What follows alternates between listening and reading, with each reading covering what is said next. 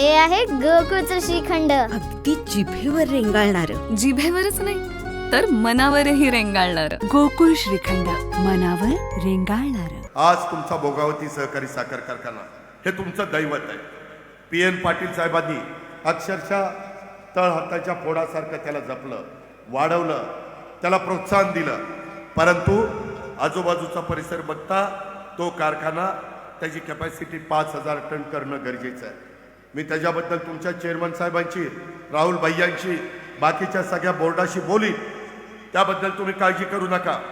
त्याच्यातनं आपण मार्ग काढू.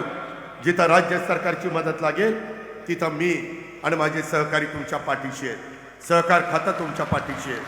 जिथं केंद्राची मदत लागेल तिथं मी स्वतः अमितभाई शहांच्याकडे जाईन. त्यांच्या हातामध्ये NCDC आहे.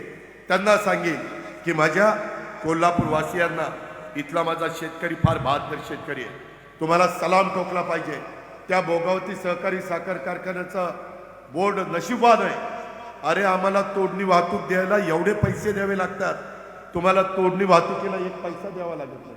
बरोबर आहे ना? लय भारी काम आहे रोज.